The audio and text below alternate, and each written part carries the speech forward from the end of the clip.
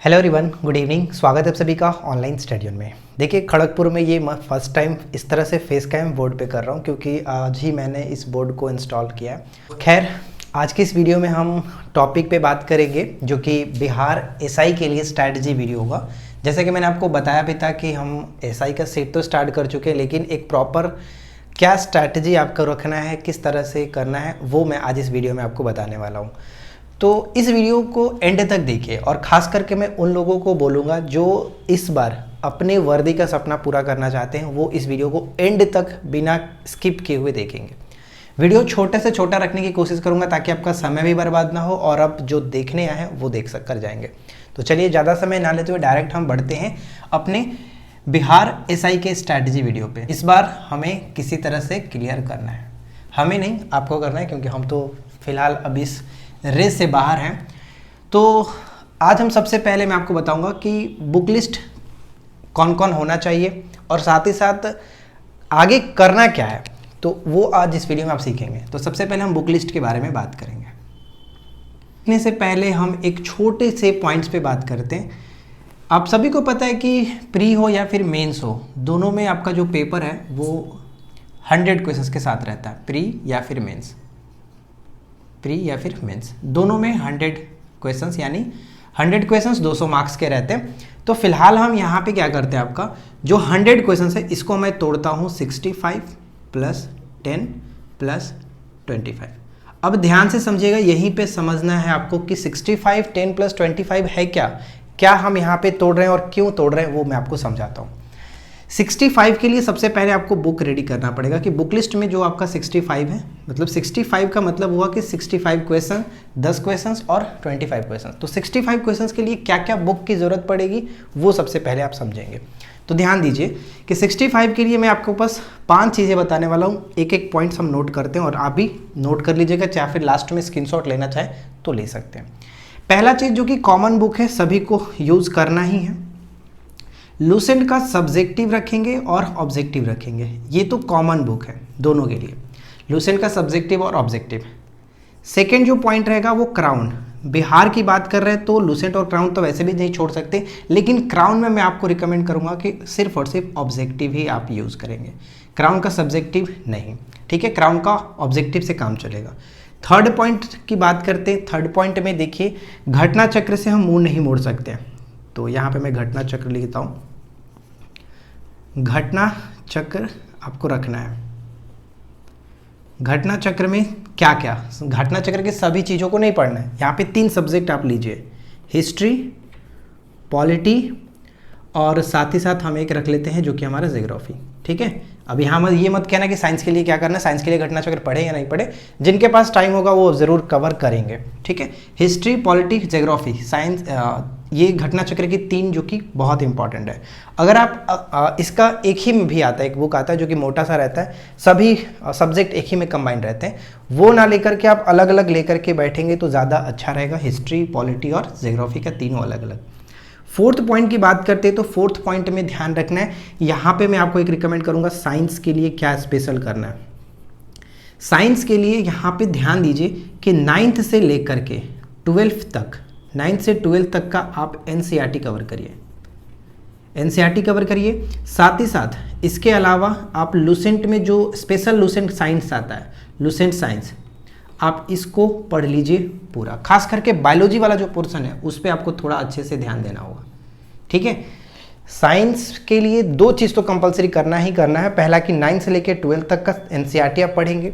ठीक है, और उसके अलावा जो लूसेंट साइंस स्पेशल आता है उसमें का बायोलॉजी आप कवर करिए, लेकिन उसके साथ आपका फिजिक्स और केमिस्ट्री भी कवर करना ज़रूरी है। अब यहाँ पे रही 65 के लिए, ये आपका हो गया, यानी 65 क्वेश्चंस के लिए इतना तो करना ही करना है। लेकिन इसके अलावा भी बहुत सारी चीज़ें वो मैं आपको बताता हूँ कि बुक लिस्ट सबसे पहले आपके पास ये होना चाहिए। इसके अलावा जितने भी तमाम चीज़ें आप पढ़ना चाहें अपने तरीके से पढ़िए, कोई दिक्कत नहीं, लेकिन इन सभी चीज़ों को शामिल करना ही करना है। अब रही बात 10 क्वेश्चंस, तो 10 क्वेश्चंस के बारे में मैं लास्ट में डिस्कस करूँगा। पहले 25 के बारे में बात करते हैं, क्योंकि सबसे ज़्यादा जो नंबर आपको दिलाएगा ये 25 ही दिलाएगा और इसमें से आपको नंबर कम नहीं करना है। 25 में से कोशिश करना है कि 20 क्वेश्चंस तो किसी ना तरीके से लेना है, क्योंकि यहाँ तक हम जब देखते आ रहे हैं 75 और 25 का रेशियो अगर हम देखें तो 75 क्वेश्चंस तो सिंपल सा जीके जीएस का ही रहता है, लेकिन 25 क्वेश्चंस जो कि आपके करंट अफेयर्स के रहेंगे, सीए करंट अफेयर्स। तो इस करंट अफेयर्स के लिए आपको क्या करना है वो ध्यान दीजिए। करंट अफेयर्स के लिए पहला चीज़ जो कि आपको स्पीडी का जो मंथली वन लाइनर आता है वो आप कवर करेंगे। साथ ही साथ सेकेंड पॉइंट, मंथली वीडियो देखिए यूट्यूब पे अलग अलग जो चैनल्स के आपको जिसका भी पसंद हो, मैं किसी पर्सनल का रिकमेंड नहीं करूँगा पर्सनली कि आप इसी को देखिए, जो भी आप देखना चाहे बस मंथली एमसीक्यू वाला होना चाहिए। मंथली एमसीक्यू वीडियोस आप देखेंगे, ठीक है। जैसे कि 100 एमसीक्यू, टॉप 100 आता है, टॉप 200 एमसीक्यू आता है, लास्ट 6-10 मंथ आता है, लास्ट 6 मंथ आता है। इस तरह के जो करके अलग अलग चैनल के द्वारा प्रोवाइड आपको कराए जाते हैं करंट अफेयर्स, वो आपको देखना। अब सबसे रही इंपॉर्टेंट बात कि कहाँ से कहाँ तक कवर करेंगे। जैसे कि अभी आपने बीपीएससी का एग्जाम दिया होगा तो उसमें भी देखा होंगे करंट अफेयर्स बहुत पीछे के भी पूछे गए थे। तो पहले तो हम लोग नॉर्मली लेकर के 6 से 12 मंथ तक का लेकर के चलते थे, लेकिन इस बार कोई रिस्क नहीं लेना है, इसलिए आप करंट अफेयर्स को जून से कवर करेंगे। जून 2022 से लेकर के अब तक टिल डेट अब तक कवर करिए। यानी अब तक का मतलब एग्जाम्स आपका जब भी हो, जनवरी से तो पहले होगा नहीं, जनवरी के बाद ही होगा, तो जनवरी तक कोशिश करिए आपको कवर करना है। यानी जून 2022 से लेकर के जनवरी 23 तक, एग्जाम से 1 मंथ पहले तक का करंट अफेयर्स आपको कंप्लीट करना है। ये बात हो गई 65 क्वेश्चंस और 25 क्वेश्चंस के लिए, यानी 90 क्वेश्चंस के लिए आपको इतनी सारी चीज़ें करनी है। अब सिर्फ और सिर्फ इतनी ही नहीं करनी है, इसमें अभी बहुत सारी चीज़ें जो कि अब आपको यहाँ पे 10 क्वेश्चंस के लिए करना होगा। आपको पता होगा कि एग्जाम्स में आप बैठते हैं तो कुछ ना कुछ क्वेश्चंस ऐसे आपको देखने को मिलता है जो कि आप कहीं से भी कितना भी पढ़ के जाओ वो नहीं मिलेगा, नहीं मिलता है, चाहे कुछ भी कर लो आप, क्योंकि वो किसी बुक में नहीं रहता, अलग अलग बुक में रहता है, लेकिन वो हम उसको चीज़ को पढ़ते नहीं हैं। तो उसको आपको टेंशन नहीं लेना है। वो ऐसा नहीं है कि आप ही उसको नहीं पढ़ रहे, वो हर किसी के लिए ऐसा आता है जहाँ पे आपको दिक्कत करेगा। तो 65 तो आप अगर इतना करते हो, अच्छे तरीके से करेंगे तो वो सभी के उसमें करना ही है। और सही सबसे इंपॉर्टेंट जो बात रहेगा, देखिए छोटे छोटे जो क्वेश्चंस होते हैं ना, जो बार बार रिपीट होते हैं, उन सभी चीज़ों को मिस्टेक नहीं करना है, क्योंकि अगर वहाँ मिस्टेक हुआ तो फिर आपका बहुत बड़ा लॉस होता है। तो सबसे पहले मैं आपको बताता हूँ कि इस 10 क्वेश्चंस की प्रिपरेशन आपको किस बेस पे करना है, कैसे करना है। अब आपके सामने मैं 3 क्वेश्चंस रखता हूँ ताकि आपको मैं इस 10 क्वेश्चंस के बारे में समझा सकूँ। तो देखिए फ्रेंड्स, मैंने जैसे आपको बताया कि इस 10 क्वेश्चंस को डील करने के लिए किस तरह से प्रिपरेशन करना है, उसके लिए मैंने 3 क्वेश्चंस लगा रखा जस्ट समझाने के लिए, ठीक है, कि आखिर आपको किस तरह से क्या करना है। अब ध्यान दीजिएगा, यहाँ से आपका मेन पार्ट स्टार्ट होता है अपनी स्ट्रैटेजी का। सबसे पहली चीज़ आपको पता है कि मैंने हमेशा से रिकमेंड किया, चाहे आप सभी को भी पता होगा कि किसी भी एग्जाम्स की प्रिपरेशन करते हैं तो प्रैक्टिस सेट लगाना बहुत ज़्यादा कंपलसरी होता है। जितना आप स्टडी पे टाइम देते हैं उतना ज़्यादा आपको प्रैक्टिस पे टाइम देना है। तो डेली बेसिस पे, अभी तो मैं फिलहाल कहूँगा कि आप डेली बेसिस पे ना अल्टरनेट डेज पे एक प्रैक्टिस सेट लगाइए, क्योंकि अभी टाइम है थोड़ा बहुत तो स्टडी भी करना है। जब एग्जाम्स नज़दीक आता है तो वहाँ पर सिर्फ और सिर्फ प्रैक्टिस करना होता है और रिविजन्स करना होता है। तो फिलहाल मैं आपको रिकमेंड करूँगा कि आप एक दिन गैप करके एक प्रैक्टिस सेट सॉल्व करिए। अब यहाँ पर मैं ये नहीं कहूँगा कि किस बुक से करना है, वो आप किसी भी बुक से कर सकते हो। बस 100 क्वेश्चंस एसआई का सेट होना चाहिए, बस थोड़ा सा देखना पैटर्न अच्छा होना चाहिए, ऐसा ना कि एकदम गंदा वाला पैटर्न कुछ भी लगा रहे हैं। मतलब मार्केट में जो है आप उसको सॉल्व करिए, क्योंकि ज़्यादा से ज़्यादा क्वेश्चंस आपको कवर करना है, ठीक है। तो मैं ये लेकर के चलता हूँ, आप कोई ना कोई एक प्रैक्टिस सेट सॉल्व करेंगे, राइट। अब यहाँ पे ध्यान दीजिए, जब आप प्रैक्टिस सेट सॉल्व करेंगे, प्रैक्टिस सेट आप अल्टरनेट डेज पे एक सेट करेंगे, ठीक है। तो अगर आप मंडे को एक सेट लगाते हैं तो मंडे को सेट लगाने के बाद मान लीजिए कि उस सेट में हमारे पास ये 3 क्वेश्चंस गलत, अभी पहले इस पर जाने से पहले मैं आपको एक समझाता हूँ। 70 क्वेश्चन सही हुए, 30 क्वेश्चंस गलत। यहाँ पे ध्यान दीजिएगा, बस यहीं से आपको चीज़ मिल जाएगी कि पढ़ना क्या है। 70 क्वेश्चन सही हुआ, इसमें से 5-7 क्वेश्चन आपने तुक्का लगाया होगा, वो क्या जो कि ठीक है। तो आप इस पर तो फोकस नहीं करेंगे, क्योंकि जो सही हो गया वो आपको पता ही था, आपने उसको सही किया। जो गलती हुआ उस पे आपको ध्यान देना है। तो यहाँ पे आप एक बार जो सही हुआ उसको तो देख ही लेंगे कि क्या क्या क्वेश्चंस थे, क्या क्या हमने सही किया, तो ये तो हो गया। लेकिन जो क्वेश्चंस आपने गलत किया है वो क्यों गलत हुआ वो पहले हमें देखना है।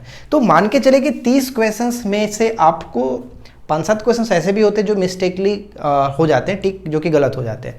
तो वो तो सुधार करना ही है कि क्यों गलत हुआ। हो सकता है कि आप उसको जानते हो लेकिन क्वेश्चंस ठीक से नहीं पढ़े हो, तो उसको हम थोड़ा सा साइड में रखते हैं। तो इसमें से आपको 20 से 25 क्वेश्चन आपको ऐसे मिलेंगे जो कि नए हो, या फिर आप उसको जानते ही नहीं है, या फिर आपने उसको पढ़ा नहीं है ठीक से, या फिर आप पढ़े हैं लेकिन याद नहीं है। तो यहाँ से आपको करना ये है कि इस 20 में से आपको टॉपिक निकालने हैं।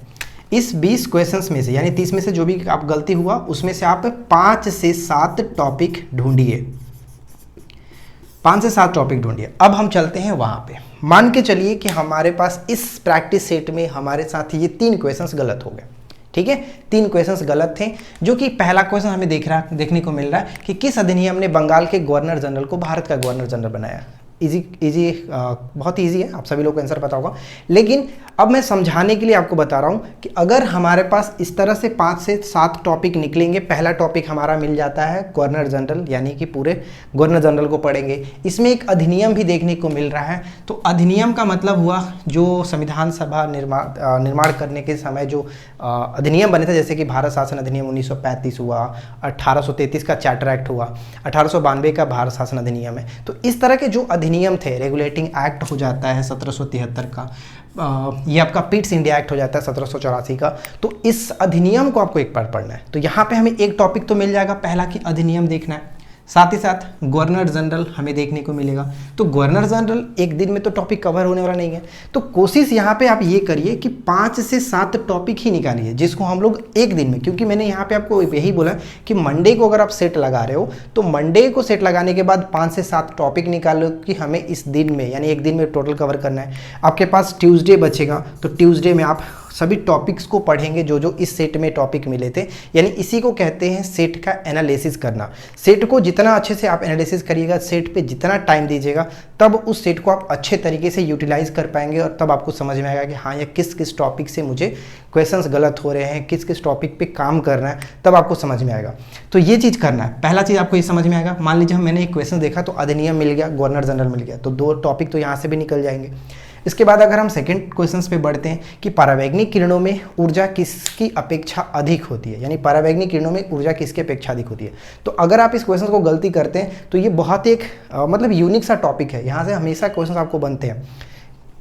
पिछली बार भी आपने एग्जाम दिया होगा तो क्वेश्चन पूछे गए थे V = n लैम्डा वाला, आपको अगर याद हो तो V = n लैम्डा वाला पूछा गया था। आवृत्ति बढ़ती है तो तरंगदैर्घ्य घटता है। तो यहाँ पे भी वो कंसेप्ट आपको समझ में आना चाहिए, तो इसके लिए भी मैंने एक अलग वीडियो बनाया। तो इस तरह के जो टॉपिक्स हैं, जैसे कि विद्युत चुंबकीय तरंग के साथ जो किरणें होती हैं, उनको आप याद रखो कि तरंगदैर्घ्य किसका ज़्यादा होता है, आवृत्ति किसकी कम होती है, किसकी आवृत्ति बढ़ेगी, किसकी आवृत्ति घटेगी। तो ये टॉपिक आपको एक तरह से मिल जाएगा। तो यहाँ पे जो मैंने आपको बताया कि 5 से 7 टॉपिक निकालना है, तो ये मैंने जस्ट एग्जांपल के लिए 3 टॉपिक आपके सामने रखा कि एक सेट में अगर हमारे पास इस तरह के क्वेश्चंस मिलते हैं, इस तरह की गलतियाँ होती हैं, तो टॉपिक आपको कैसे छांटना है, ये आपके ऊपर डिपेंड करता है कि आपको कौन कौन से टॉपिक 5 से 7 निकालना है डेली बेसिस पे। और ऐसा नहीं कि सिर्फ और सिर्फ टॉपिक की संख्या बढ़ा दिए और हम पढ़ नहीं आ पाए, बस उतना नहीं करिए। 4 से 5 टॉपिक लीजिए। अगर आपकी कैपेसिटी उतना नहीं है कि आप ज़्यादा पढ़ पाएँ, तो 4 से 5 टॉपिक लो कि हम उतना करेंगे और 100% के साथ अपना कवर करेंगे। ऐसा नहीं है कि सिर्फ और सिर्फ हम 7 टॉपिक ले लिए और परसों दिन हमें सेट लगाना है तो बस जिस तरह से हो जाए उस टॉपिक को कवर करें। ऐसा नहीं करना है, क्योंकि आपको ही अपना 100% दे करके उस टॉपिक को पढ़ना है। कोई तीसरा पढ़ने वाला और सेट लगाने वाला नहीं आएगा, आप ही को करना है। तो कोशिश करिए कि कम टॉपिक ही ले, लेकिन उस टॉपिक को अपना 100% दे करके कंप्लीट करें, उसको पढ़िए। हो सके तो उसमें जो अगर टॉपिक आप पढ़ रहे हैं, मान लीजिए अगर इस टॉपिक को पढ़ रहे हैं, तो इसमें से जो छोटे छोटे पॉइंट्स निकलेंगे आप उसको हो सके तो अपना नोट्स बना लीजिए, ताकि आप लास्ट टाइम में जब एडमिट कार्ड आता है या फिर एग्जाम्स के कुछ दिन बचते हैं, तो उस वक्त लोग पैनिक हो जाते हैं कि यार क्या क्या पढ़ना है क्या नहीं पढ़ना है, समझ में नहीं आता है। तो अगर आपके पास एक प्रॉपर आपका बनाया हुआ खुद का नोट्स होगा तो आपको समझ में आएगा कि हाँ, मुझे इस चीज़ को रिविजन्स के तौर पर कंप्लीट कर लेना है। उसी तरह से अगर हम यहाँ पे टॉपिक देखेंगे तो अधिनियम से जो छोटे छोटे पॉइंट्स निकल के आएंगे, अधिनियम में क्या चीज़ें हुई थी, 1833 के चार्टर एक्ट के तहत क्या क्या पॉइंट्स बन सकते हैं, वो हम एक छोटे पॉइंट में लिखेंगे। उसी तरह से रेगुलेटिंग एक्ट से आप निकाल लो, गवर्नर जनरल के जो महत्वपूर्ण गवर्नर जनरल हैं, जैसे डलहौजी हो गया, कैनिंग हो गया, कर्नेवालिस है, इन सभी से क्वेश्चन हमेशा बनते रहते हैं। तो उनको छोटे छोटे पॉइंट्स में रखिए या फिर बाद में आप रिविजन्स करना चाहें तो कर सकते हैं। तो ये चीज़ मैं आपको समझाने के लिए कर रहा हूँ कि 10 क्वेश्चन की प्रैक्टिस आपको इसी तरह से होगी। अब जैसे कभी कभी युद्ध वाले क्वेश्चन एग्जाम्स में पूछे गए थे, तो युद्ध वाले तो आपको पढ़कर रखना ही है, लेकिन टॉपिक्स आपको पता रहेगा। अगर जब आप इस तरह से करेंगे तो आप जब भी युद्ध का टॉपिक आएगा अगर यहाँ से, तो आप एक बार अपना रिवीजन्स करेंगे कि हाँ युद्ध वाला टॉपिक हम मुझे रिवीजन्स करना है। तो इसीलिए मैंने आपको बताया कि 65 और ये 25, तो ये तो सभी लोग करेंगे, लेकिन 10 क्वेश्चंस के लिए आपको स्मार्ट तरीके से स्ट्रेटजी आपका लगाना होगा ताकि आप कर पाओ। तीसरा टॉपिक यहाँ पे आपको देखने को मिल जाएगा कि कौन सी नदी सेंचुरी नहीं बनाती, यानी बात यहाँ पे नदी की आ गई, तो नदियों के बारे में हम अच्छे तरीके से पढ़ लेंगे। ये हमारा टॉपिक हो गया। तो अगर आप 5 से 7 टॉपिक में देखोगे तो कहीं ना कहीं आपको अच्छे खासे टॉपिक डेली बेसिस पे मिल जाएंगे पढ़ने के लिए। किसी तीसरे के पास आपको नहीं जाना पड़ेगा कि यार आज क्या पढ़े, हम समझ में नहीं आ रहा कि कहाँ से स्टार्ट करें, क्या पढ़े। ऐसा कुछ नहीं है। अगर आप प्रैक्टिस सेट लगाओगे, सेट का एनालिसिस अच्छे तरीके से करोगे तो खुद समझ में आ जाएगा कि मुझे दिन भर क्या क्या पढ़ना है, कहाँ मुझे गलती हो रही है, कहाँ हमारी कमियाँ हैं, उसी को देखिए। जब 5 टॉपिक आप निकालोगे, उस पर काम करोगे, तो वो दिन भर आपका आराम से निकल जाएगा, पता भी नहीं चलेगा कि आपको क्या पढ़ना है। ठीक है, आई होप कि ये चीज़ आपको समझ में आ गई होगी कैसे क्या करना है। और इन सभी टॉपिक्स पे देखिए, अब यहाँ पे मैं आपको थोड़ा सा बता दूं कि जो लोग हमारे कोर्स में नहीं जुड़े, अगर आपको जुड़ना है तो इन सभी टॉपिक्स पे ऑलरेडी मतलब नोट्स बना हुआ है, वहाँ से आपको पढ़ना है तो पढ़ सकते हैं, हमारे एप्लीकेशन पे दिया गया है, राइट। तो वो फिलहाल हम बाद के लिए रखते हैं, लेकिन आज के इस वीडियो में मेरा बताने का पर्पस आई होप कि आपको समझ में आ गया होगा कि कैसे आपको आगे की प्रिपरेशन करनी है। बुक लिस्ट मैंने आपको बता दिया, इस बुक लिस्ट को कवर करिए, प्रैक्टिस जितना हो सके उतना करिए, एक दिन गैप करके प्रैक्टिस करिए और टॉपिक्स को अपना 100% दीजिए। बस इससे ज़्यादा आपको करने की ज़रूरत नहीं पड़ेगी। 20 से 25 दिन आप खुद से आप 100% दे करके करोगे तो खुद पता चल जाएगा कि हाँ पहले की प्रिपरेशन में और इस तरह के प्रिपरेशन में क्या फ़र्क है। खुद आपके मार्क्स जो कि बढ़ जाएंगे, आपको टॉपिक्स समझ में आने लगेंगे कि हाँ किस किस टॉपिक्स को मैंने कवर किया। और जितने भी सिलेबस है आप सिलेबस को भी देखते चलेगा, क्योंकि सिलेबस में जो वैसे भी बिहार के सिलेबस को खास कह नहीं सकते, क्योंकि पूछता कुछ और, देता कुछ और है, पूछता कुछ और है। तो आप अगर प्रैक्टिस लगाते रहेंगे ना, प्रैक्टिस सेट में जितने भी टॉपिक्स आपको मिलते रहेंगे उन टॉपिक्स को कवर करते चलिए, वैसे भी आपका सिलेबस कंप्लीट हो ही जाएगा, कोई दिक्कत नहीं है। ठीक है, अगर फिर भी कोई डाउट्स हो तो आपको हमारा नंबर तो दिया ही गया है, आप वहाँ पे कांटेक्ट कर सकते हैं 62 061 72 432। इस नंबर पे आप व्हाट्सएप कर लीजिएगा, वो आपको जो कुछ जानकारी होगी हम दे देंगे। वैसे रिप्लाई लेट से मिलता है तो इसके लिए मैं माफ़ी चाहूँगा, क्योंकि अब बहुत सारे मैसेज आते हैं तो हम सबको एक साथ रिप्लाई नहीं कर सकते, तो उसको हम अलग रखते हैं। ठीक है, लेकिन आपको कुछ पूछना हो तो इस नंबर पर आप मैसेज करिएगा, हम आपका रिप्लाई देख कर कर देंगे। ठीक है फ्रेंड्स, और जिनको कोर्स लेना हो तो आप एप्लीकेशन पे जा सकते हैं, वहाँ पे आपको सारी चीज़ें मिल जाएंगी। तो फिलहाल आज की इस वीडियो में इतना ही। अगर फिर भी कोई डाउट्स हो तो नीचे कमेंट करिए, हम नेक्स्ट वीडियो भी बना देंगे ताकि सबको उस चीज़ का फ़ायदा मिल सके। तो बस इस वीडियो में इतना ही, मिलते हैं नेक्स्ट क्लास में। Thanks for watching, keep learning, have a good day.